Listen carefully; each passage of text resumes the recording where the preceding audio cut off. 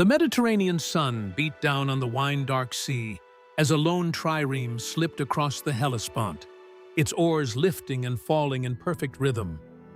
On the prow stood a young king with lion-bright eyes, Alexander of Macedon, scanning the glittering horizon as if the entire world were already within his grasp. Behind him, thousands of soldiers cheered, flinging wreaths of olive into the foam, a ritual goodbye to Europe, a hungry salute to Asia. They could not know then that the most decisive confrontation of the opening campaign still lay a year ahead, hidden between the Nur Mountains and the Gulf of Issus, waiting to test the mettle of every man who had wagered his life on the ambitions of a 20-something king. Alexander had crossed into Persian territory once before, when his father Philip was still scheming alliances among the Greek city-states, but never like this. Never with a full Macedonian army at his beck and call, never with such soaring expectation. His first major test came at the Granicus River, where he smashed a Persian satrapal force and secured the western coastal cities. Yet victories on the fringes were mere preludes. Somewhere deep in the empire, the great King Darius III was rousing a leviathan.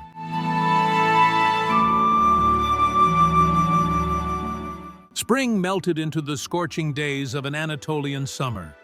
Alexander's column threaded the narrow roads of Phrygia and Cilicia, seizing fortresses, accepting surrenders, and binding each new territory with garrisons like stitches in a growing imperial cloak.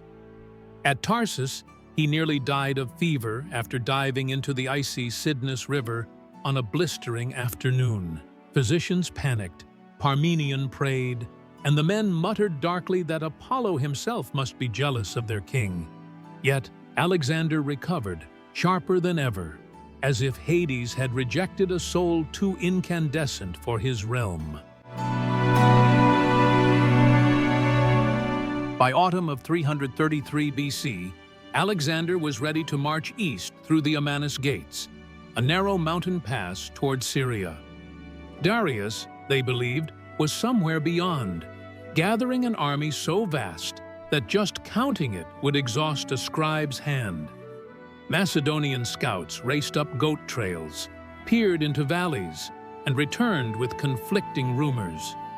The Persians were in Syria. No, Darius had looped north into Cilicia. Yes, he was behind Alexander. Confusion shrouded the campaign like early morning fog.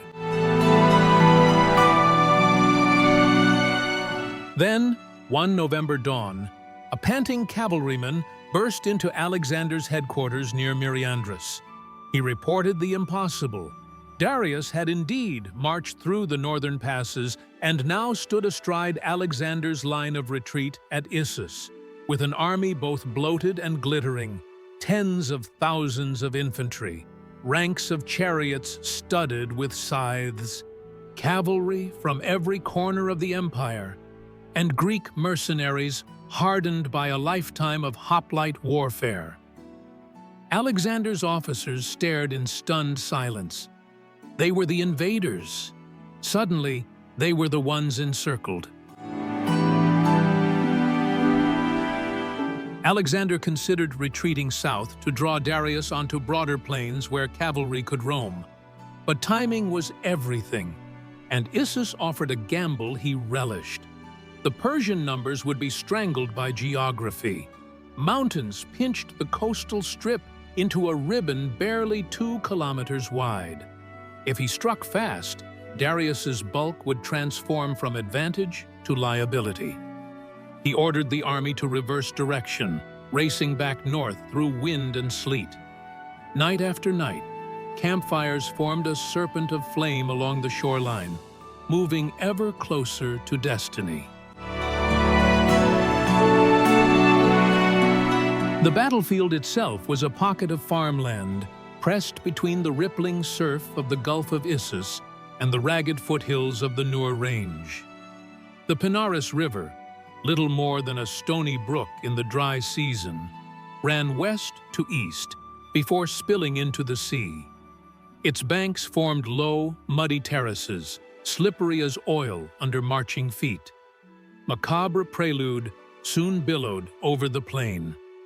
Persian cavalry patrols clashed with Macedonian scouts, arrows hissing like angry wasps, riders tumbling into the shallows. By the eve of battle, Issus quaked under the weight of two empires poised to collide.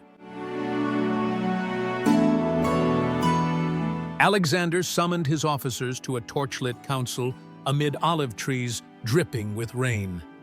Maps were spread upon a bronze-bound shield.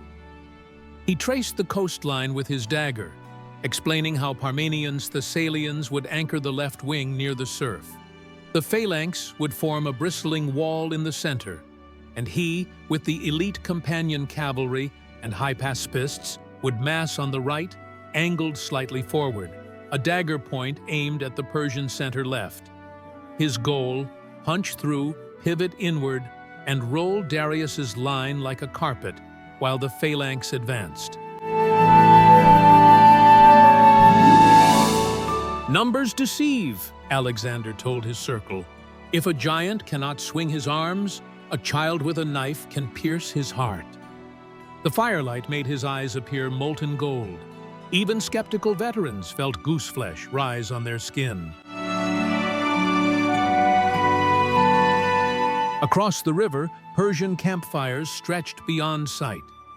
Tens of thousands of tiny constellations mirrored in the black water. Darius had chosen to deploy with his Greek mercenaries in the center, reasoning that professional hoplites could crack the Macedonian phalanx. Kardakis, lightly equipped native infantry, flanked them. His legendary immortals stood guard around his gilded chariot, while cavalry from Bactria, Armenia, and Syria lined both wings. Engineers sharpened the blades affixed to chariot axles, envisioning ranks of Macedonians sliced like wheat.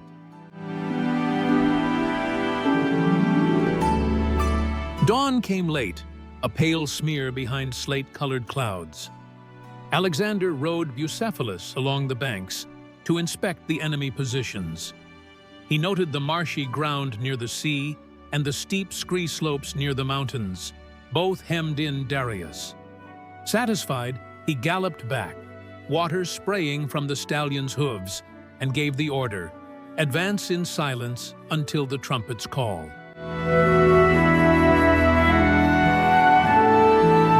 Drums thudded within the Macedonian ranks. Banners depicting Gorgon heads snapped in the chill wind. The phalanx leveled its sarissas, 18-foot ash spears tipped with iron. From a distance, the army appeared a single living organism, a stegosaurus of sharpened stakes. Alexander's right wing angled forward, creating an oblique line. Many Persians assumed the Macedonians were repositioning. Only when trumpets screamed did they realize the assault had begun. Arrows whistled overhead. Persian archers sought to break the phalanx before it reached the river, but wicker shields and overlapping helmets formed a mobile roof. The Macedonians splashed into the Pinarus, icy water numbing calves, mud sucking at sandals. Some shields slipped, some sarissas dipped, yet the wall kept moving. They struggled up the opposite bank under a hail of javelins, then locked shields and shoved. At the center, Alexander's infantry faced the mercenary Greeks, a maelstrom of bronze and muscle. Hoplites drove spearheads between gaps in the sarissas. Macedonians retaliated with upward thrusts meant to pierce groins and throats. Shields clanged like blacksmith hammers. Bodies piled along the water's edge, turning clear runoff crimson. But the battle's fulcrum lay on the Macedonian right. There, Alexander himself led a wedge of companion cavalry across a shallower bend. the hypaspists sprinting beside them. The king wore a polished thorax, chased with silver lions, rain beaded upon it like jewels. As they cleared the river, he barked a final command, "Alale," and spurred Bucephalus into the waiting Cardakes. The impact shattered the Persian left like glass. Hooves churned flesh and mud. Sarissas punched through wicker shields. Alexander's kopis sword flashed left and right, its curved edge designed to sever limbs. Caught off guard, the Persians staggered, then began to fold backward. Seeing a breach, Alexander wheeled south, driving deeper into the enemy center, the exact zone where Darius's royal chariot gleamed. Dust eddied around the gilded wheels. Persian nobles shouted contradictory orders. Grooms struggled to calm horses spooked by Macedonian war cries. Meanwhile, on the opposite flank near the sea, Parmenion's Thessalians endured a nightmare. Bactrian horse pounded against them, 3 ranks deep. Chariot wheels hissed through the shallows, blades flashing. Thessalian mounts shrieked and toppled. Parmenion dispatched messenger after messenger begging reinforcement, but each rode straight into the teeth of the melee, vanishing before reaching Alexander. The old general tightened his line, trading space for time, trusting, hoping that his king's gambit would succeed before his own wing dissolved.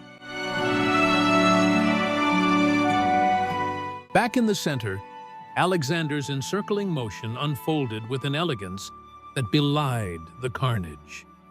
Hypaspists spilled through the gap, stabbing booty-seeking Cardakes in the flanks. Panic spread like flame over dry reeds. Darius saw Macedonian horsemen within bowshot. Fear, that most democratic of emotions, struck the King of Kings. He glanced to his guards. Their eyes widened. One yelled that the chariot should withdraw temporarily. Another urged standing one's ground. A third shrieked about protecting the royal family encamped miles to the rear. History pivoted on Darius's next heartbeat. Rather than risk capture amid the chaos, he abandoned ceremony, leapt from his chariot, and mounted a swift mare. His purple cloak, a symbol of dominion from Indus to Nile, snapped as he wheeled and galloped east. Banner-bearers followed. The immortals followed. Tens of thousands witnessed their sovereign in flight and felt the brittle core of morale fracture. Parmenions' men, moments from collapse, saw Persians peeling away and roared in disbelief. The tidal wave stiffened, then reversed direction. Riders once fixated on Thessalian throats suddenly cared only about personal survival, pushing past each other toward the mountain gaps. Many drowned in the Pinarus, weighed down by scale armor. Cavalry collided with baggage wagons. Panicked camels trampled archers. Alexander did not pursue blindly. He halted the companions just beyond the Persian camp to reform ranks, ensuring the flight could not recohere into resistance. Then, and only then, he led a measured chase, harvesting prisoners while avoiding ambush. Darius escaped, but his prestige lay shattered among abandoned tents, golden goblets, and personal correspondence pleading with satraps for loyalty. Night fell upon a landscape stitched with campfires and corpse fires.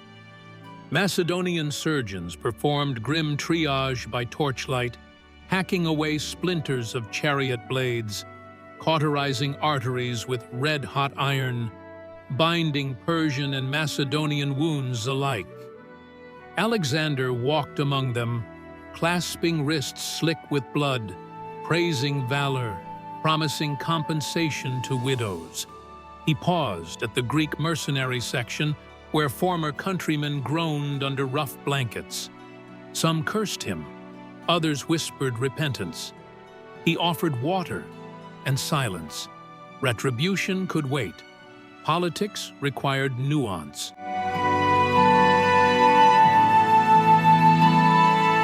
In a richly carpeted pavilion captured from Darius, Alexander convened a war council that doubled as theater. Loot piled high, ivory-handled daggers, cedar-scented chests bulging with silver talents, elephant-engraved thrones. Yet the king seemed indifferent. He clutched only one item, a letter left behind in the royal tent. In florid Aramaic, Darius proposed peace, marriage alliance, and enormous ransom for his captured family. Alexander read it aloud, then folded the parchment with a wry smile. "Whatever to the victor belong the spoils," he mused. "To the vanquished belong requests." The council boomed with laughter. The following day, Alexander visited Darius's mother, wife, and daughters, who knelt in terror, expecting humiliation. Instead, he bowed, addressed the Queen Mother as Mother, and assured her that her husband still lived. He pledged honor and protection, a magnanimity both genuine and politically lethal. By treating the Persian royal women with dignity, while Darius himself fled, Alexander painted the great king as coward in the eyes of his own subjects. Across the empire, satraps weighed allegiance. Some fortified capitals for a last stand. Others opened gates to Macedonian emissaries. The fault line created at Issus cracked eastward in slow, inevitable tremors. But these grand reverberations belonged to future chronicles. For the men who had fought by the Pinarus, the memory was far more visceral. The taste of river water mixed with blood, the metallic clamor of sarissas colliding with hoplite bronze, the thunder of Bucephalus's hooves, and the unthinkable sight of the King of Kings fleeing a mud-slick field at the edge of his empire. Veterans would later tell their grandchildren about Alexander's shining helmet crest visible through choking dust, a beacon pulling them forward. They would describe the eerie moment when Persian line broke, a soundless snap felt in bones rather than ears. They would recall how night smelled of trampled mint and wet wool, how stars watched impassively as torches illuminated heaps of fallen foes once thought invincible. Strategists would study Issus for millennia, noting how terrain transformed numerical superiority into paralysis, how speed and decisive leadership outweighed ponderous might. They would marvel at Alexander's mastery of the oblique attack, concentration of striking power on a single axis to fracture a wider, weaker line. Students of psychology would debate whether Darius's flight was cowardice, prudence, or tragic inevitability. But to the men shivering around campfires on that November evening, lessons were simple: faith in one's commander, resilience in foul weather, and the intoxicating certainty that audacity could redraw maps.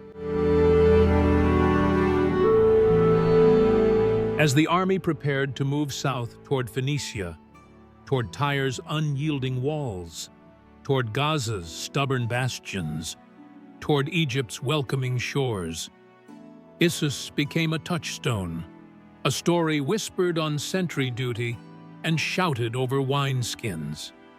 It told them that any obstacle, no matter how titanic, could be shrugged aside if struck with courage and cunning. It told them that fate followed the bold. For Alexander, Issus was the gateway to a grander vision. He saw not merely Persia, but a fusion of East and West under his personal stamp. Gold and grain, sages and sailors, art and armament. All would circulate in a world knit together by Macedonian roads and Greek speech.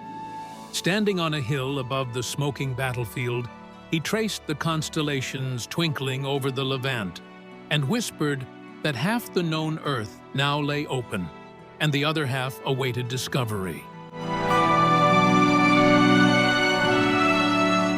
But even conquerors bleed. Alexander's cloak still bore a gash from a mercenary spear that had scraped his ribs. His gauntlets were crusted with dirt and gore.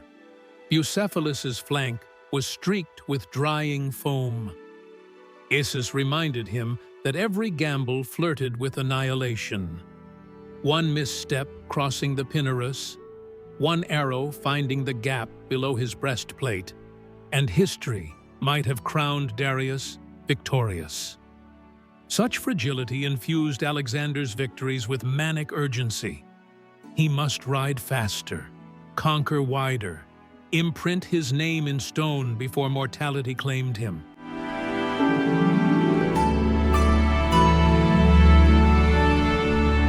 Thus, as the army struck camp and trumpets signaled departure, the plain of Issus fell silent, save for gulls circling above abandoned Persian tents.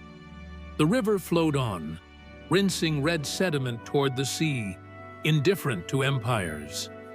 Yet the memory etched itself on human consciousness, a fixed point between myth and fact.